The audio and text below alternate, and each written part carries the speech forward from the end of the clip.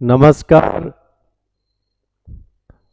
Eklavya IAS academy Dehradun में सभी का स्वागत है।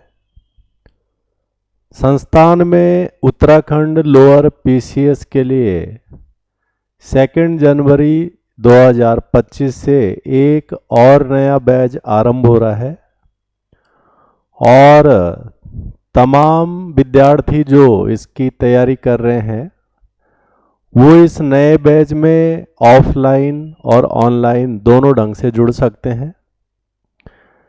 120 दिन के लिए बैच हम प्लान कर रहे हैं और इसमें कंसेप्चुअल, फैक्चुअल और एग्ज़ाम ओरिएंटेड ढंग से हम उसकी प्रिपरेशंस को जो है आगे बढ़ाएंगे ताकि जो मई में परीक्षा होगी उसके लिए बहुत अच्छा स्कोर जो है इसके लिए हासिल किया जाए।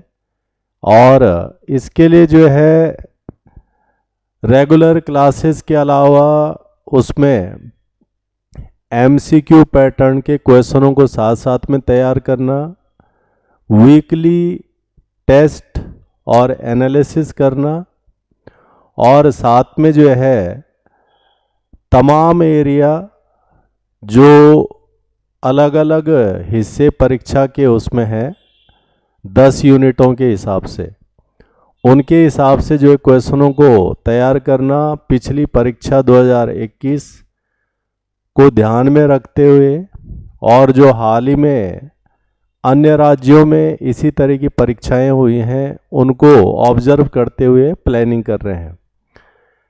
इस परीक्षा में 2021 में जो क्वेश्चन पेपर आया था उसका एनालिसिस हमने पीछे भी किया था और कुछ और क्वेश्चनों को आज हम उसमें डिस्कस कर रहे हैं। और इस परीक्षा में रणनीति क्या हो, किस तरह की जो है चीज़ें हम साथ लेकर के चलें किसी भी टॉपिक से, ताकि जो है अच्छा सा स्कोर साथ में उसमें तैयार करें। और इसके साथ साथ में अगर विस्तृत तैयारी अगर अभी से होती रहेगी तो मुख्य परीक्षा के लिए भी जो है उसमें काफ़ी सहूलियत हो जाएगी और उसके लिए भी हम अभी से जो है मजबूत बन जाएंगे। इसमें 2021 में कुछ क्वेश्चन आए थे, ये ज्योग्राफी वाले टॉपिक से क्वेश्चंस हैं, तो इन क्वेश्चनों को हम जो है इसमें और डिस्कस कर रहे हैं। जैसे इसमें क्वेश्चन था कि निम्नलिखित दर्रों को पश्चिम से पूरब क्रम में व्यवस्थित करें। यानी जो भारत का पश्चिम वाला हिस्सा है और यहाँ से जब हम पूरब की तरफ जाएंगे, इसका मतलब जम्मू एंड कश्मीर से लेकर के अरुणाचल प्रदेश तक, तो इस बीच में जो दर्रों की स्थिति आएगी वो कैसे कैसे होगी। और इसमें दर्रे दे रखे हैं, जोजिला दर्रा, सिपकिला दर्रा, मुलिंगला दर्रा, बोमडिला दर्रा, जेलेपला दर्रा। इनको अगर हमें अरेंज करना है तो हम इसको कैसे रखेंगे। इसमें से हमें देखना होगा कि जम्मू एंड कश्मीर में कौन कौन से दर्रे आ रहे हैं, इसके साथ साथ में जो है लद्दाख वाले हिस्से में कौन कौन से दर्रे हैं, हिमाचल वाले में कौन से दर्रे हैं, उत्तराखंड में कौन से दर्रे हैं, उसके अलावा उधर से सिक्किम में कौन सा दर्रा है, अरुणाचल प्रदेश में। तो ये एक सीक्वेंस बन जाएगा, तब हम जो है पश्चिम से पूरब की तरफ जा सकते हैं। इसके लिए जो है आवश्यक रूप से इनको याद करना मुश्किल रहता है, तो इसको अगर हम स्ट्रैटेजी के हिसाब से पढ़ना चाहें तो जो मैप है, एटलस वाले जो मैप हैं उसके साथ में पढ़ करके इस पर ठीक से एक पकड़ बनाए रखी जा सकती है। और चूंकि जो हमारा ब्रेन है ये जो है ज़्यादातर ऐसी चीज़ों को रिटेन कर सकता है, लंबे समय तक जो है हमारे दिमाग में वो चीज़ें बनी रहती हैं। सिर्फ हम वाक्य को याद में रखें, वर्ड्स को याद में रखें, मैप ज़्यादा अच्छा काम कर सकता है इसमें। तो इसको अगर हम मैप के थ्रू पढ़ना चाहें तो ये भारत का मैप है और ये जो है पश्चिम से लेकर पूरब तक सारे दर्रों की स्थिति है। ये जो सारे दर्रे हैं ये हिमालय के अंदर हैं और हिमालय में हम देखते हैं कि 3 श्रेणियां आती हैं। इन 3 श्रेणियों को हम जो है अलग अलग नाम से जो है डिवाइड कर देते हैं। सबसे ऊपर वाली श्रेणी को हम जो है महान हिमालय, ग्रेट हिमालय, फिर मध्य हिमालय और फिर शिवालिक हिमालय। इससे पीछे की तरफ का जो हिस्सा है वो ट्रांस हिमालय, जिसे हम तिब्बत हिमालय कहते हैं। अब अगर हम जो दिए हुए क्वेश्चन है उसके हिसाब से जाएंगे तो ये दर्रे हैं पूरा। इसमें आप देख रहे हैं कि जो जम्मू कश्मीर एंड लद्दाख वाला हिस्सा है इसमें कई सारे दर्रे हैं। जैसे ये यहाँ सबसे पश्चिम में देखेंगे आप तो ये वाला दर्रा आ रहा है, यह है पीर पंजाल का दर्रा। फिर इसके बाद जो है दूसरा दर्रा यहाँ पर है, ये बुर्जिला दर्रा। इसके थोड़ा और वेस्ट ईस्ट की तरफ जाएंगे, ये है बनिहाल दर्रा। इसके और इधर जाएंगे तो ये है यहाँ पे जोजिला दर्रा, जो हमारे क्वेश्चन में भी आ रखा है। तो यहाँ पर अगर हम, ये हो गया वेस्ट वाला हिस्सा, ये हो गया ईस्ट वाला हिस्सा, इसमें से जो दर्रे हैं इनको एक बार हम मैपिंग कर लें तो आसानी रहेगी। जैसे इसमें जो है सबसे जो है पश्चिम की तरफ जो दिया हुआ है, जिसमें जैसे ये है जोजिला दर्रा, ये यहाँ पर है। फिर इसके बाद हम पूरब की तरफ जाएंगे तो ये दूसरा दर्रा दे रखा है यहाँ पे, सिपकिला। सिपकिला पास जो हिमाचल प्रदेश में है। इसके बाद जो है तीसरा दर्रा जो है ईस्ट की तरफ आ रहा है, ये वाला है मुलिंगला, मुलिंगला दर्रा। और हम पूरब की तरफ जाएंगे तो यहाँ पे ये जेलेपला, ये जो है सिक्किम वाले हिस्से में है जेलेपला। और फिर हम इधर से अरुणाचल वाले में आ जाएंगे तो ये हो जाएगा बोमडिला। इस प्रकार से अगर हम इन दर्रों को अरेंज करेंगे तो ये वाला सीक्वेंस बनेगा। जोजिला सबसे पश्चिम में, फिर सिपकिला उसके बाद, फिर मुलिंगला उसके बाद, फिर जेलेपला और फिर लास्ट में बोमडिला। तो ये वाला जो है ऑप्शन हमारा करेक्ट हो जाएगा। इसमें जो है बाकी दर्रों को भी हम जो है ध्यान रख सकते हैं कि कौन सा दर्रा कहाँ पे आना है। और इसमें जो क्वेश्चन और पूछे जा सकते हैं कि जो है कौन से दर्रे ग्रेट हिमालय में पड़ते हैं, महान हिमालय में, कौन से दर्रे जो है मिडिल हिमालय में है, कौन से दर्रे शिवालिक। ये क्वेश्चन इसमें और बन सकते हैं। उसके अलावा हिमालय से जुड़े हुए तो और कई सारे क्वेश्चन यहाँ से बन सकते हैं कि ये जो माउंटेन रेंजेज हैं ये कितनी लंबी है, और यहाँ पर जो है हाइट के हिसाब से भी क्वेश्चंस आ सकते हैं कि कौन कौन सी इसमें जो है पीक्स हैं, पीक्स के क्वेश्चन आ सकते हैं। ऐसा ही अरेंजमेंट पीक पे भी आ सकता है कि जो हिमालय में जो है पीक्स हैं यानी ऊंची ऊंची चोटियाँ हैं, माउंट एवरेस्ट है, धौलावीरा है, कंचनजंगा है, कामेट है, नंदा है, इन तमाम जो है पीक्स में से सबसे ईस्ट की तरफ कौन सा है, सबसे वेस्ट की तरफ कौन सा, ये भी क्वेश्चन यहाँ से आ सकते हैं। ये भी जो है दर्रों का स्वरूप है। इसके अलावा रेंजेज में भी क्वेश्चन आ सकते हैं, वो पूरे नॉर्थ वाले में भी इससे में आ सकते हैं, बीच में भी आ सकते हैं। जैसे रेंज एक तो हमने जो है 3 मेजर रेंज पढ़ ली हैं, उसके अलावा इसमें अन्य रेंज है। जैसे इन रेंजों पे क्वेश्चन आ सकता है। पर्वत ये जो है रेंजेज है, सबसे ऊपर इसमें काराकोरम है, इसके नीचे जास्कर है, इसके नीचे पीर पंजाल है और उसके नीचे शिवालिक। तो अगर इसने ऐसा बोल दिया कि सबसे उत्तर से लेकर के सबसे दक्षिण की तरफ अगर हम आएंगे तो कौन कौन सी जो है रेंजेज इसके अंदर आ जाएंगे, तो अगर जम्मू कश्मीर वाले हिस्से के अंदर पूछेगा तो काराकोरम, उसके नीचे जास्कर, उसके नीचे पीर पंजाल, उसके नीचे शिवालिक, ये उत्तर से दक्षिण की तरफ आ जाएंगे। इसके अलावा अगर ये सबसे पूरब वाले हिस्से में चला गया, इस वाले हिस्से में, तो यहाँ पर भी हमारे पास रेंज है। मेघालय वाले हिस्से में गारो खासी रेंज है, और इसके नीचे मिजोरम में, मणिपुर में, नागालैंड में पूर्वांचल रेंज है।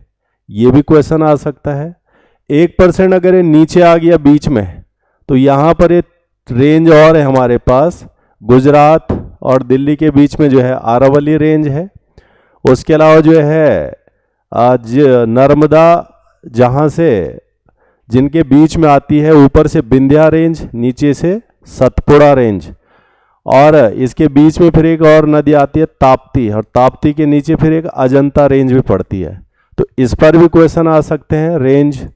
अगर हम और साउथ की तरफ चले गए रेंज वाले पार्ट में, तो ये आप आंध्र प्रदेश वाले हिस्से में देखते हैं पालकोंडा रेंज, यहाँ पर भी है। नीचे सबसे बॉटम में जाएंगे तो यहाँ पे हिल्स का भी जो है पैटर्न है, सेबरॉय हिल्स, सेबरॉय की पहाड़ियाँ, नीलगिरी हिल्स और कार्डमोम हिल्स।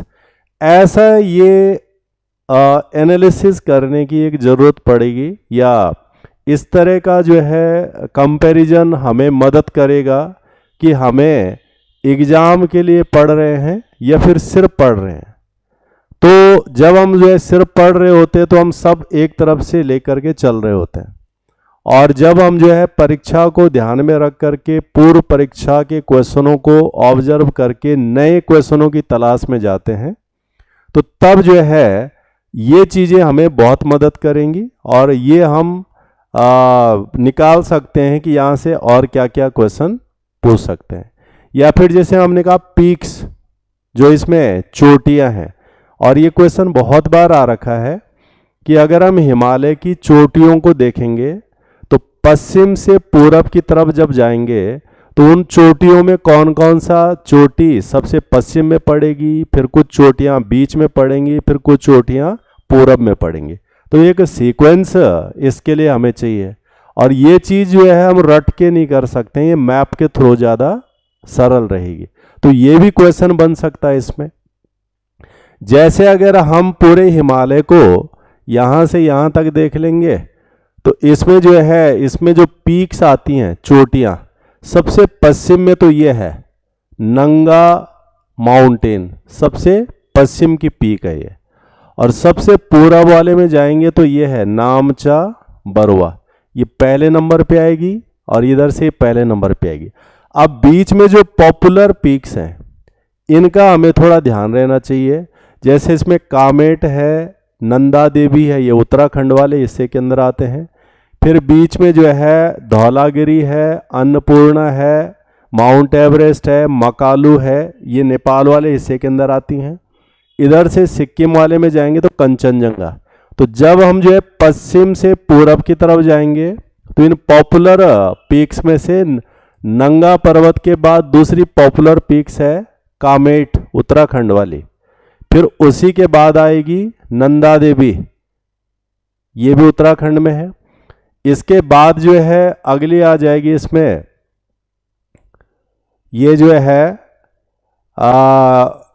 गुरला मंदाहट।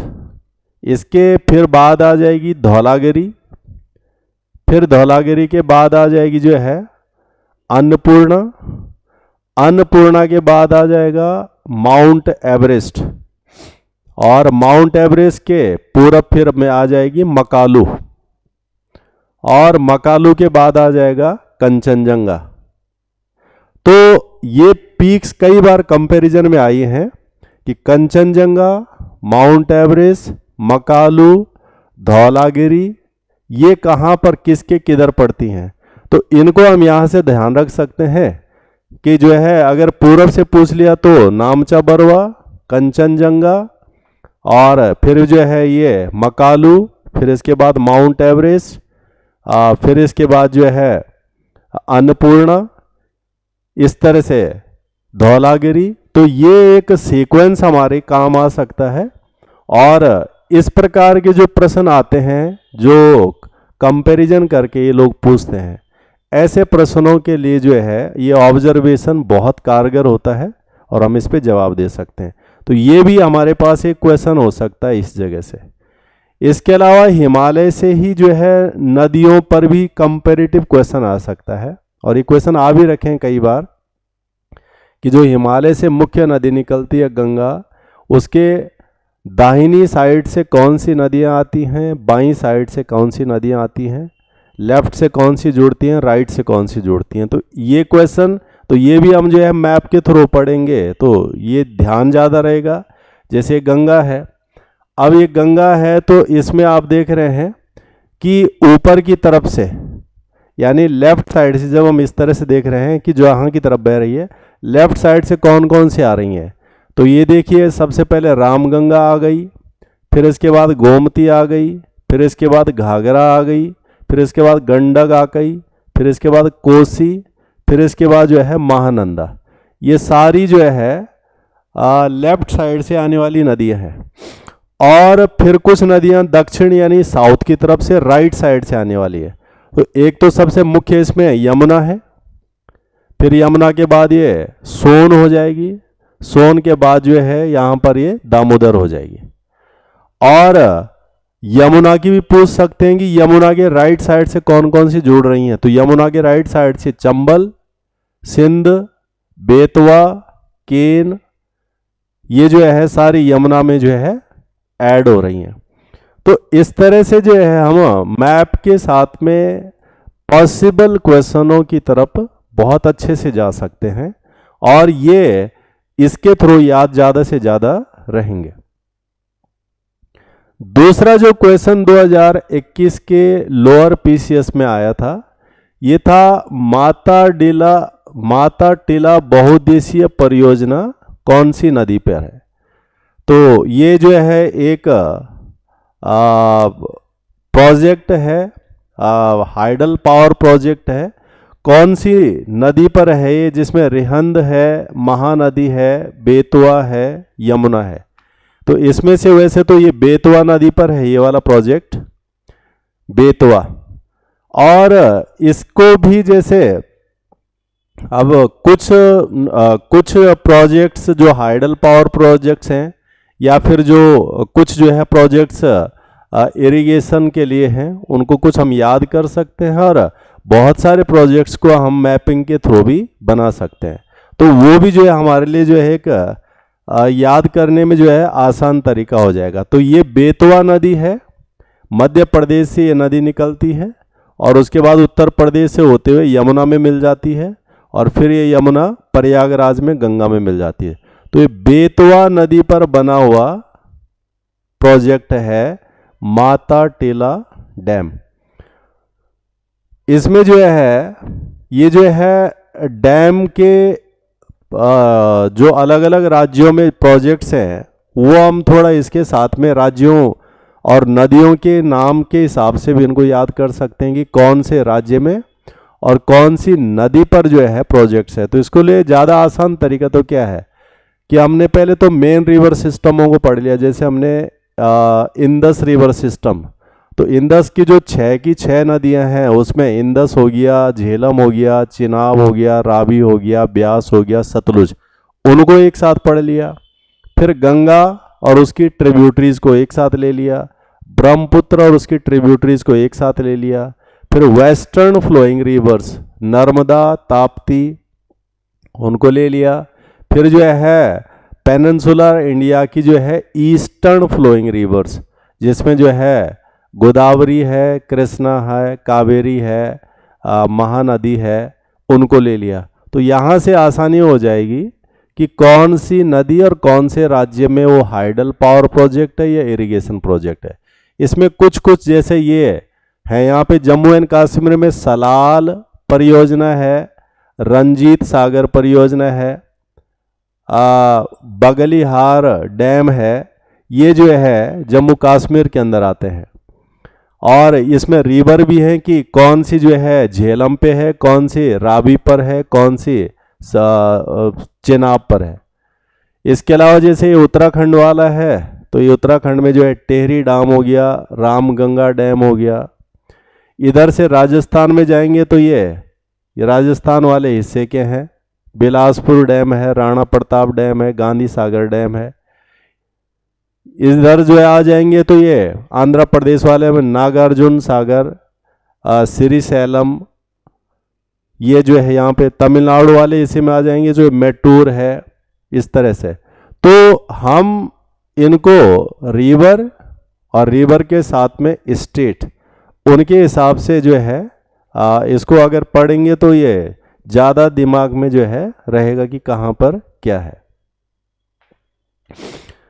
अगला जो क्वेश्चन जो है 2021 वाले पेपर में लोअर पीसीएस के अंदर था, ये था हमारे पास जनगणना से जुड़ा हुआ कि जनगणना 2011 के अनुसार भारत की साक्षरता दर क्या थी।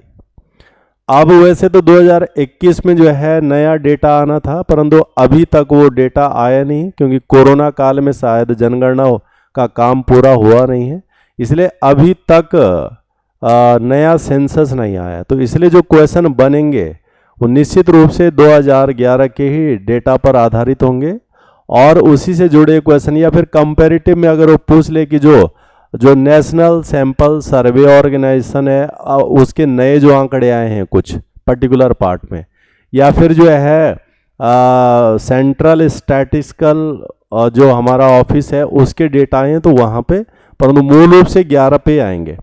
तो यहाँ पर हमारे पास कितना था कि 70%, 79%, 71%, 74, तो ऑलमोस्ट एवरेज भारत का जो लिटरेसी रेट था 2011 का वो 74% हमारे पास था। अब यहाँ पर क्वेश्चन और क्या आने चाहिए, या हमें इसके साथ में क्या चीज़ और समझनी चाहिए, तो उसके अंदर पहले तो हम लिटरेसी को समझ लेंगे। लिटरेसी कहते किसे हैं, साक्षरता क्या है, उसका मानक है कोई, किसको हम साक्षर बोलते हैं, बहुत पढ़े लिखे को, या फिर जो सिर्फ पढ़ना लिखना जानता है, या फिर जो स्कूल गया है। तो इसका मानक क्या है, तो इसका मानक ये है कि संयुक्त राष्ट्र जनगणना आयोग है एक, यूनाइटेड नेशन, उसकी भी जो परिभाषा है वो ये कहती है कि कोई भी व्यक्ति किसी भी भाषा में किसी भी जो है संदेश को अगर वो पढ़ सकता है और लिख सकता है तो वो साक्षर है। इसका मतलब है साक्षर के लिए जरूरी नहीं कि कोई स्कूल गया हो, या उसने स्कूलिंग पास की हो, या उसके पास कोई डिग्री हो, इससे कोई लेना देना नहीं है। उसे किसी भी भाषा का कोई संदेश पढ़ना और लिखना आना चाहिए, वो साक्षर माना जाएगा। तो उस हिसाब से ये वाली साक्षरता निकाली जाती है। तो ये जो है साक्षरता की परिभाषा है संयुक्त राष्ट्र जनसंख्या आयोग के अनुसार, और लगभग इसको जो है सभी जगहों पर अपनाया जाता है। तो किसी भी भाषा में सरल संदेश को समझकर उसे पढ़ने और लिखने की क्षमता जिस भी व्यक्ति के पास होगी उसे साक्षर माना जाएगा। भारत में भी यही डेफिनेशन लागू होती है कि कोई भी व्यक्ति, कोई भी आदमी अगर कोई सामान्य चीज़ को, सामान्य संदेश को सरल ढंग से पढ़ भी सकता है, लिख भी सकता है, तो वो साक्षर माना जाएगा। तो लिटरेसी इस हिसाब से निकाली जाती है। तो भारत की भी जनगणना इसी सिद्धांत पर होती है। हालांकि इसमें हमने एक एज क्राइटेरिया बना रखा है भारत में। तो एज क्राइटेरिया क्या है, हालांकि ये एज क्राइटेरिया 1991 में आया था। तो एज क्राइटेरिया अब ये है कि 7 साल या 7 साल से ऊपर का कोई भी व्यक्ति किसी सामान्य भाषा में किसी भी संदेश को पढ़ सकता है, लिख सकता है, तो वो साक्षर माना जाएगा। इसका मतलब स्कूल गया है, नहीं गया है, उससे कोई लेना देना नहीं है। तो भारत में जो है डेफिनेशन ये है कि 7 वर्ष या उससे अधिक आयु का व्यक्ति जो किसी भी भाषा को समझकर पढ़ और लिख सकता है, जो उसकी अपनी भाषा है, तो उसे साक्षर माना जाएगा। अब जैसे भारत है, भारत में जो हमारा संविधान है, संविधान में जो है 8वीं अनुसूची है। 8वीं अनुसूची में जो है 22 भाषाओं का उल्लेख है। इसका मतलब कोई मलयालम में पढ़े, तेलुगु में पढ़े, कन्नड़ा में पढ़े, या फिर जो है नागालैंड वाली में अपनी भाषा में, अपनी जो भारत की जो संवैधानिक भाषाएं हैं, तो हम उनको साक्षर की श्रेणी में ले सकते हैं। और ये जो डेफिनेशन आई है 1991 की जनगणना के बाद आई है। तो 1991 की जनगणना में ये निर्णय लिया गया था कि 0 से 6 यानी 6 साल से नीचे तक के बच्चों को इस श्रेणी में लिया ही नहीं जाता है, क्योंकि भारत में पहली कक्षा में एडमिशन के लिए जो मिनिमम एज है वो 6 है, तो 6 के बाद ही जो है उसकी पढ़ाई शुरू हो पाएगी। तो उसके बाद बच्चों को निरक्षर माना जाएगा और केवल 7 वर्ष या उससे अधिक की जनसंख्या के बच्चों को ही साक्षर या निरक्षर की कैटेगरी में लाएंगे। तो ये जो है भारत में साक्षरता की डेफिनेशन है। अब इसको अगर क्वेश्चन को थोड़ा और घुमाएंगे अगर वो, या क्वेश्चन को जो है और जटिल बनाएंगे, तो ये भी पूछ सकते हैं कि जो साक्षरता निकाली जाती है क्या उसका कोई एक ही तरीका है या कुछ ज़्यादा है। तो भारत के परिप्रेक्ष्य में आप देखेंगे ये 2 तरह से गणना होती है इसकी, 2 तरह से। पहला है अशोधित साक्षरता दर और दूसरी होती है प्रभावी साक्षरता दर। प्रश्न में लिखा भी होता है कि प्रभावी साक्षरता दर क्या थी, यानी जो अभी पीछे जो क्वेश्चन था हमारे पास, इस क्वेश्चन में जो है जो चीजें पूछी जाती हैं वो कई बार इस तरह से पूछी जाती हैं कि प्रभावी साक्षरता दर क्या थी। तो इसमें जो है इसका जो निकालने का तरीका है ये जो है जो पहला तरीका है अशोधित साक्षर दर। तो उसमें क्या है, साक्षर व्यक्तियों की संख्या ले ली, उसको विभाजित कर दिया कुल जनसंख्या से और मल्टीप्लाई कर दिया 100 से, तो वो एक दर आ जाएगा, यानी परसेंटेज आ जाएगा। और जब हम प्रभावी इफेक्टिव लिटरेसी रेट निकालेंगे तो उसके लिए हमें क्या करना पड़ेगा, 7 वर्ष या उससे अधिक आयु के साक्षर व्यक्तियों की जनसंख्या लेनी पड़ेगी टोटल, और उसको डिवाइड कर देंगे सारे के सारे जो है 7 वर्ष या उससे अधिक आयु वर्ग की टोटल जनसंख्या से। उसमें साक्षर से मतलब नहीं, सारी के सारे आएंगे, और मल्टीप्लाई कर देंगे 100 से, तो फिर ये प्रभावी साक्षर दर निर्धारित हो जाएगी। इसी पर हम जो है भारत में लिटरेसी निकालते हैं। तो ये 2 तरीके हैं भारत के अंदर साक्षरता निर्धारित करने के। इसमें जनगणना से जुड़े कुछ और फैक्चुअल चीज़ें इसमें हम ध्यान रख सकते हैं कि अगर उसने क्वेश्चन को साक्षरता से बाहर ले जा करके कुछ और पूछ लिया तो हम क्या क्या चीज़ें और इसमें ध्यान रख सकते हैं। जैसे जो 2011 की जनगणना है, इसमें ये जो प्रभावी साक्षरता है ये थी 74.04, और इसमें अगर उसने महिला और पुरुष को अलग अलग करके पूछ लिया तो पुरुषों की परसेंट थी 82.14, जबकि महिलाओं का 65.46 का रेट था। और अगर दोनों को मिला दें तो 74, ये भी क्वेश्चन आ सकता है। इसके अलावा जो है 2011 की तुलना में कितना जो है सुधार हुआ है, क्योंकि हमारी जो लास्ट जनगणना हुई थी 2001 में, तो 2001 से 2011 के बीच में लगभग 9.21% का सुधार हुआ है, यानी शिक्षा की प्रतिशतता इतनी हुई है, यानी तब हमारी जो है लगभग 65% के आसपास थी। और ये भी इसमें देखने वाली बात है कि जो साक्षरता बढ़ी 2001 और 11 के बीच में, उसमें पुरुषों की तुलना में महिलाओं की साक्षरता ज़्यादा अच्छी हुई है। यानी ये भी क्वेश्चन आ सकता है कि किसकी साक्षरता दर ज़्यादा ठीक रही है, पुरुषों की या महिलाओं की, तो महिलाओं की रही है यहाँ पे। अन्य क्वेश्चनों में ये क्वेश्चन ये भी पूछ सकता है, अगर ये और पर्टिकुलराइज पे चला जाए कि जो है 74.04% लिटरेसी 2011 के हिसाब से भारत की है, उसमें शहरों में कितनी लिटरेसी थी और ग्रामीण क्षेत्रों में कितनी थी। तो शहरों में थी 87.7% और ग्रामीण क्षेत्रों में थी 73.5%। तो शहरों की साक्षरता दर ज़्यादा अच्छी थी।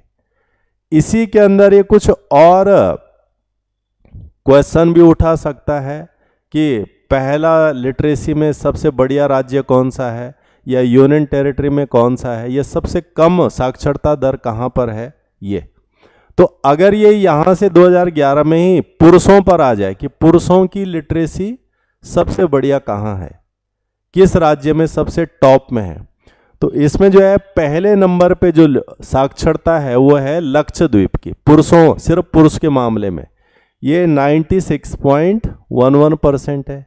दूसरे नंबर पर केरल आता है, जबकि ओवरऑल लिटरेसी में केरल सबसे ऊपर है, ओवरऑल पुरुष और महिला दोनों की मिला करके।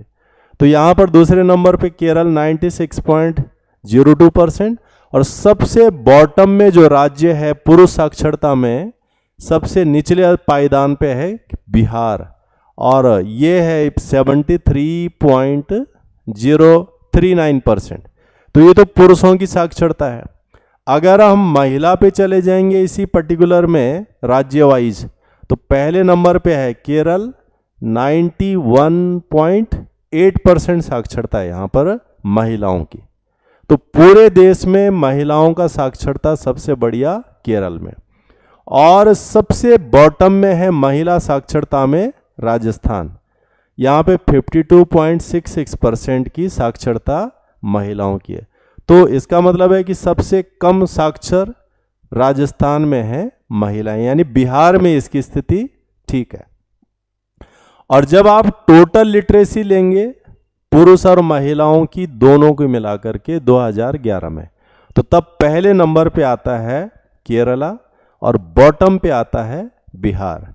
तो इसमें आप देखेंगे कि पहले नंबर पे केरल 93.91%, दूसरे नंबर पे जो है ओवरऑल में जब केंद्र शासित और सामान्य भी जोड़ेंगे लक्षद्वीप 92.28%, तीसरे में मिजोरम 91.58, और इसमें अगर हम सबसे बॉटम में चले जाएंगे तो फिर बिहार है ओवरऑल में 63.82%। तो ये फैक्चुअल एनालिसिस है, और जो जाने की संभावना होती है परीक्षा में कि वो या तो महिला की पूछ लेगा या ग्रामीणों की पूछ लेगा या पुरुषों की अकेले से पूछ लेगा, तो वो चीज़ें जो है यहाँ से निकाल सकते हैं हम, या इनकी भी तैयारी करनी चाहिए। अब ये भी पूछ सकते हैं अगर वो क्वेश्चन को जो है करंट से जोड़ना चाहता है, तो करंट से जोड़ने के लिए वो ये भी पूछ सकता है कि सरकार ने साक्षरता दर को बढ़ाने के लिए क्या क्या कदम उठाए, कौन कौन सी योजना लाई और योजना कब कब आई थी। तो ये भी हमारे लिए उसके साथ जोड़ करके प्रश्न, तो ये याद फिर जो है ज़्यादा ठीक से रहेगा। तो इसमें जो कदम उठाए गए हैं क्या क्या हैं, एक तो जैसे अल्पसंख्यकों की शिक्षा को बढ़ाने के लिए सरकार प्रयास करती है, और ये तो एक संवैधानिक दायित्व भी है। अनुच्छेद जो है 30 के अंतर्गत जो माइनॉरिटी भारत के अंदर है, हिंदुओं को छोड़ के बाकी सभी माइनॉरिटी में आते हैं, चाहे वो जो है मुस्लिम आए, सिख आए, जैन आए, बौद्ध आए, क्रिश्चियन आए, सब माइनॉरिटी के अंदर हैं। उसके अलावा निःशुल्क एवं अनिवार्य शिक्षा, ये हमारे संविधान में 1950 से ये प्रावधान, अनुच्छेद 45 इसका प्रोविज़न करता है कि ये राज्य का कर्तव्य होगा कि वो अपने समस्त जो है बालकों को निःशुल्क और अनिवार्य शिक्षा उपलब्ध कराए। हालांकि कानून सरकार ने काफ़ी बाद में बनाया, 2002 में संविधान में 86वां संविधान संशोधन हुआ, 2008 में वो बिल आगे बढ़ा, 2009 में वो बिल पास हुआ, 2010 से ये लागू हुआ। तीसरा महत्वपूर्ण कदम है इसमें सर्व शिक्षा अभियान 2001 से, और इसके द्वारा जो है तमाम तरह के जो है शिक्षा दर को बढ़ाने का प्रयास हुआ था। उसके अलावा स्कूलों तक विद्यार्थियों को लाने के लिए मध्याह्न भोजन योजना, मिड डे मील योजना, ये 1995 से चल रही है और अभी भी चल रही है। उसके अलावा अगला कदम था शिक्षा का अधिकार अधिनियम 2009, और आधुनिक दौर में हमारी वर्तमान आवश्यकताओं को ध्यान में रखते हुए 2020 में नई शिक्षा नीति भी आई है, और इसका जो लक्ष्य है वह है 100% साक्षरता दर हासिल करना। तो ये इसके साथ जोड़ करके करंट वाला हिस्सा ऐड हो जाएगा, और तब यहाँ से हम इन क्वेश्चनों के जवाब भी दे सकते हैं। तो ये जो है इसका है। इसमें जो है मैप के थ्रू अगर आप और ज़्यादा बहुत जटिल ढंग से इसको देखना चाहेंगे तो ये लिटरेसी का है कि जो सबसे डार्क ग्रीन वाला है 90 से 100% लिटरेसी, और सबसे जो कम है 40 से भी नीचे, ये आप देख रहे हैं कि ये लाइट कलर जो है, डार्क कलर, ये तो ये भारत का ओवरऑल मैप है कि कहाँ पर जो है लिटरेसी सब, जैसे केरल में आप देख रहे हैं ये जो है सबसे ज़्यादा लिटरेसी है, ये मिजोरम में देख रहे हैं सबसे ज़्यादा लिटरेसी है, और सबसे बॉटम में आप आएंगे ये वाला हिस्सा, तो ये आप देख रहे हैं ये जो है ये झारखंड वाला हिस्सा, बिहार वाला हिस्सा, इन जगहों पर जो है ये उड़ीसा वाला हिस्सा, इन जगहों पर ये लिटरेसी सबसे कम है। तो मैप के साथ भी हम इसको पढ़ सकते हैं। अगला क्वेश्चन था 2021 में ही सेंसस के ऊपर, और ये था कि जनगणना 2011 के अनुसार भारत में 1000 पुरुषों पर महिलाओं की संख्या क्या है, जिसको हम लिंग अनुपात बोलते हैं, सेक्स रेशो, कि अगर भारत में 1000 पुरुष हैं तो 1000 पुरुषों पर क्या 1000 महिलाओं की संख्या है, और अगर वो 1000 की है तो फिर बैलेंस सेक्स रेशो है, लिंग अनुपात ठीक है, नहीं है तो फिर उसमें समस्या है।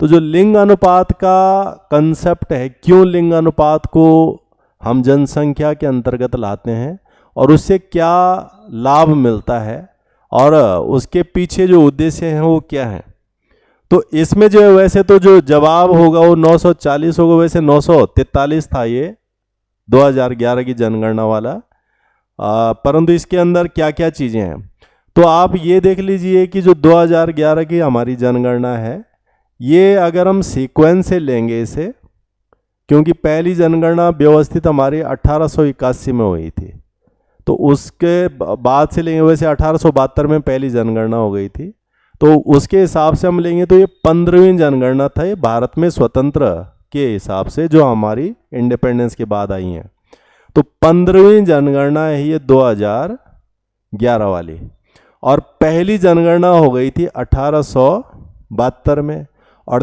तब भारत में जो है जो वाइसरॉय, जो अंग्रेज सरकार का सबसे बड़ा अधिकारी था, ये होता लॉर्ड मेयो, इन्होंने जो है जनगणना की शुरुआत करे। हालांकि लॉर्ड मेयो एक उदारवादी शासक था, और उद्देश्य क्या था इस जनगणना को शुरू करने का, कि ताकि नीतियों को, जो सरकार की नीतियां हैं उनको बनाने में मदद रहे कि कितनी जनसंख्या किसकी है, सरकारी कार्यक्रमों को तैयार करने में। ये शुरुआत जो है 1872 से हुई, व्यवस्थित 1881 से, और इसके बाद जो है लगातार 10-10 साल में जनगणना होती है। अगर हम जनगणना में जाएंगे तो ये जनगणना 2011 में जो हुई थी, इसमें 2 चरण रखे गए थे। पहला चरण था इसमें कि घरों की सूची बनानी है, और दूसरा चरण था इसमें आवास की जनगणना तथा जनसंख्या जनगणना। हम जो है एक शब्द सुनते हैं एनआरसी, और लगातार इसमें विवाद है और लगातार इसको लाने की भी मांग हो रही है। तो लगभग किसी भी देश में जितने भी लोग हैं, उनके घर हैं, उनके निवास हैं, कहाँ पर हैं, किस लोकेशन में है, क्या संख्या है, तमाम आजकल तो हर चीज़ की जो है गिनती सरकार रखती है अपने पास, ताकि वो अपनी जो योजनाएं हैं, कार्यक्रम हैं, नीतियां हैं, प्रोग्राम हैं, पॉलिसी है, इन चीज़ों को जब बनाए तो इन तमाम चीज़ों को गौर करते हुए बनाए, ताकि सबका वेलफेयर हो, क्योंकि डेमोक्रेसी का मतलब है welfare of all the people of the country. तो वो तभी संभव है जब सबका ध्यान रखेगा, और ध्यान तभी रखा जाएगा जब सबका डेटा होगा हर तरह का। तो आजकल तो कास्ट सेंसस पे बात हो रही है कि जाति जनगणना होनी चाहिए, धर्म की जनगणना पहले से हो चुकी है कि रिलीजियस पॉपुलेशन कैसी कैसी है, कि कितने हिंदू हैं, कितने मुस्लिम्स हैं, कितने सिख हैं, वो पहले से चल रही है। जाति जनगणना पहले भी हुई है, पर अब उसको और अलग ढंग से लाने की बातें हो रही हैं। तो ये तमाम चीज़ें तो 2011 में ये जो है 2 चीज़ों के आधार पर हुई थी।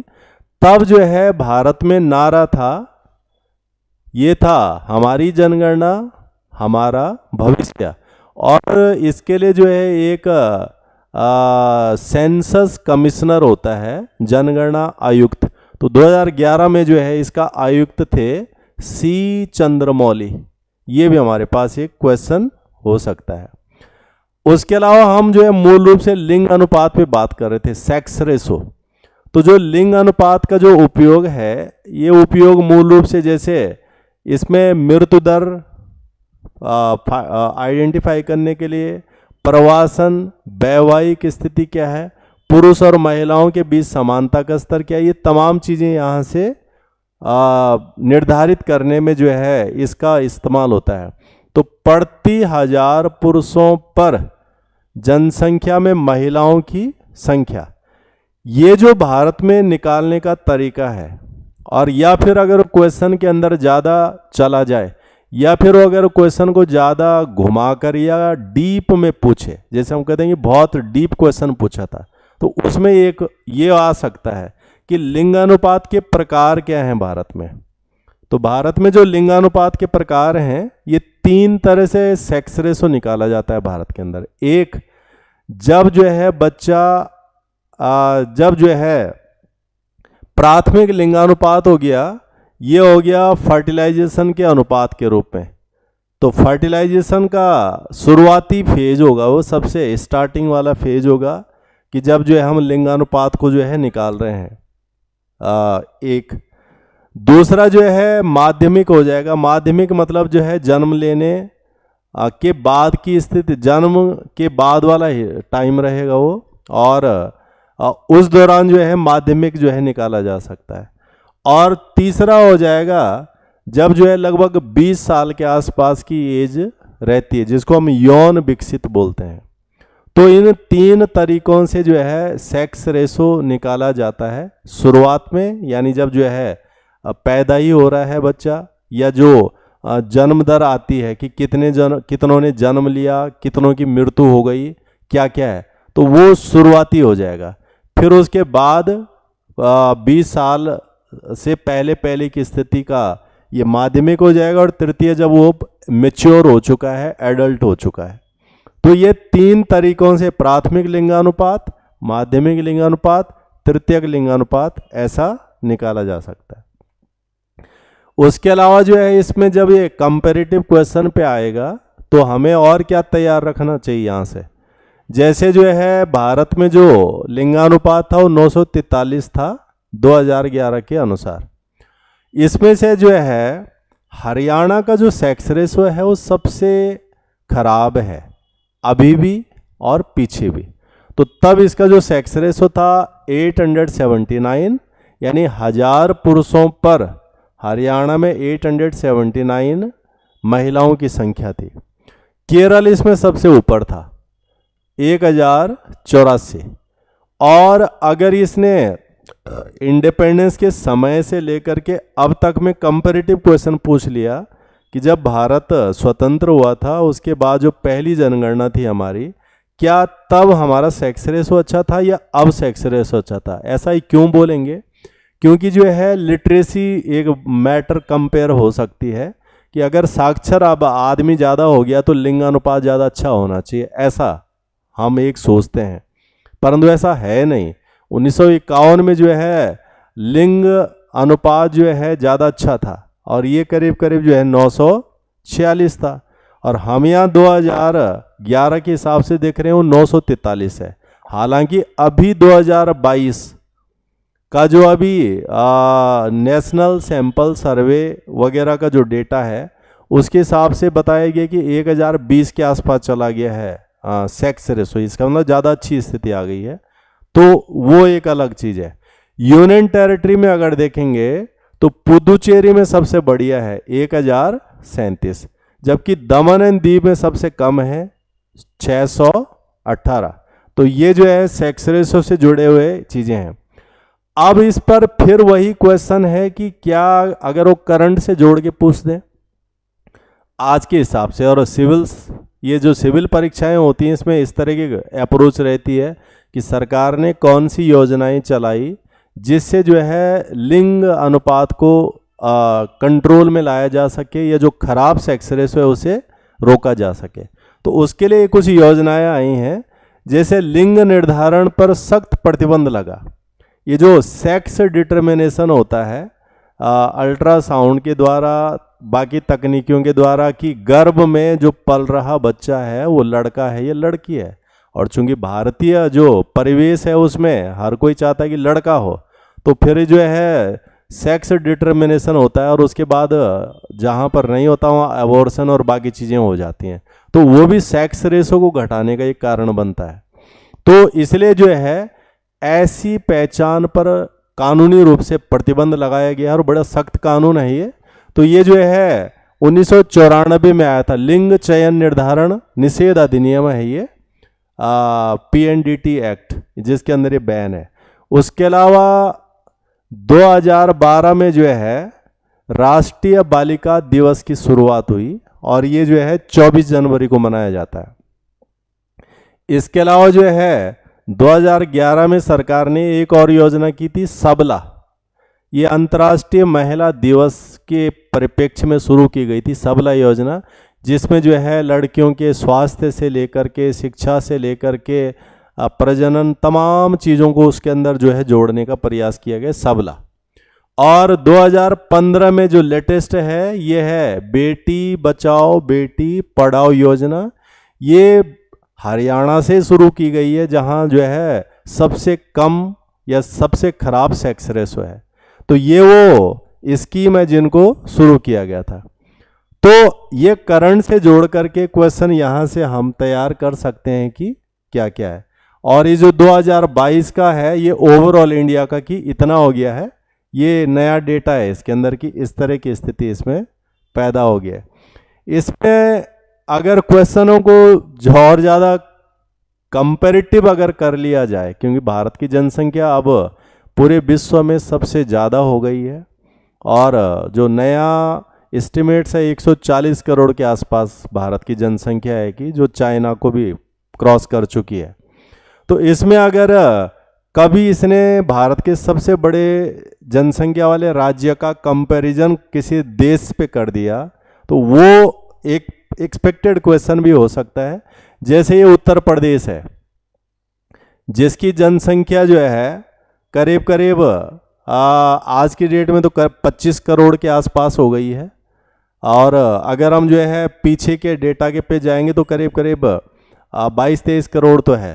तो ये अकेला उत्तर प्रदेश की जनसंख्या दक्षिण अमेरिका का सबसे बड़ा देश ब्राज़ील और इक्वाडोर दोनों को मिला दें तो तब जाके इनकी पॉपुलेशन उत्तर प्रदेश के बराबर होती है।